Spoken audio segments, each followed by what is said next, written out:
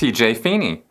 This may seem a strange one, but Scientology has sold itself as a religion to the stars.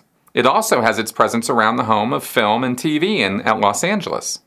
As cosmetic surgery, fillers, and Botox and such is so big in the TV and movie world, what happens when these members get fillers or surgery and such? Scientology teaches that drugs and other substances lodge in the fatty tissues for life. If this is the case, shouldn't every Scientologist be heading back to the purification rundown to sweat out these toxins?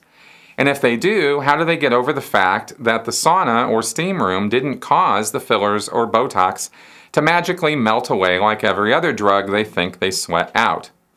Okay, Botox, fillers, etc. This is not something I had a whole lot of experience with when I was in Scientology in the Sea Org. I was in Santa Barbara as a staff member, and I don't actually recall anybody there that getting any plastic surgery or anything like that.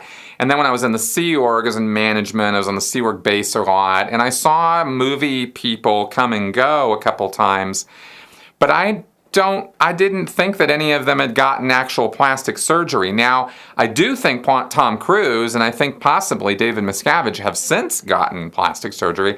I never met Tom Cruise when I was in.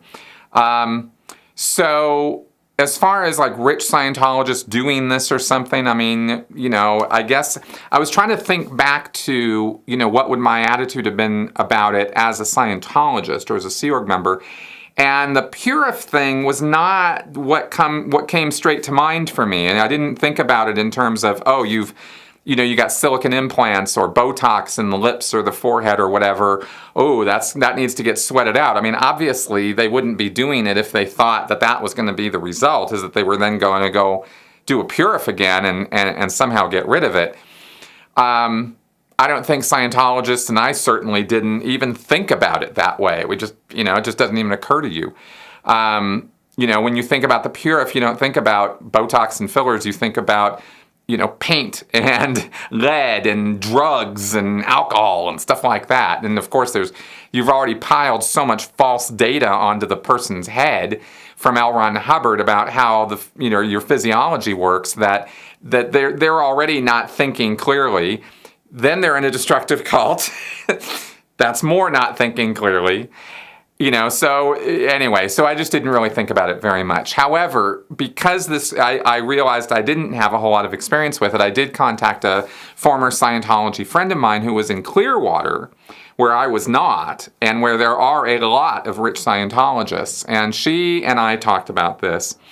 And she said that she knew a couple Scientologists who had gotten boob jobs or some, not really a whole lot else. I think she said maybe there was one or two other people who might have gotten some surgery, but she wasn't sure.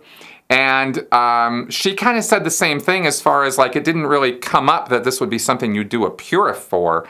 But it was kind of like, why would you do that to your body? Like it was a little bit like that's kind of weird, because the main attitude about a person's body in Scientology is you want it to be healthy and you want it to be a vehicle that you can use to go up the bridge and do Scientology.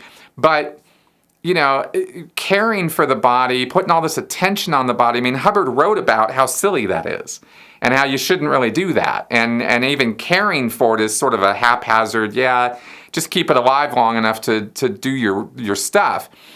Now, The Way to Happiness, which he wrote later in 1980, says take care of yourself, brush your teeth, groom yourself, that kind of thing. So it's not like Scientologists totally disregard health. In fact, some of them are quite fanatical about it.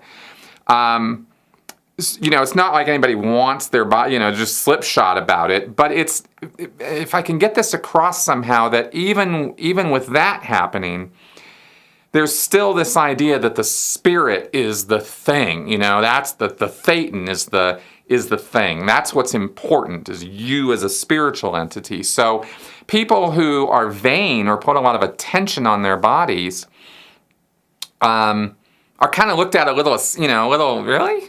You spent your money on that? Kind of thing. You better have your bridge fully paid for before you're going off and getting Botox, right? Like that would be sort of the idea of it. You want to secure that. That's where your money should be going, putting attention on how your body looks. Now, that all being said, of course, Miscavige wouldn't be a hypocrite. Tom Cruise isn't a hypocrite because they're in the public eye. They're celebrities. They're public figures.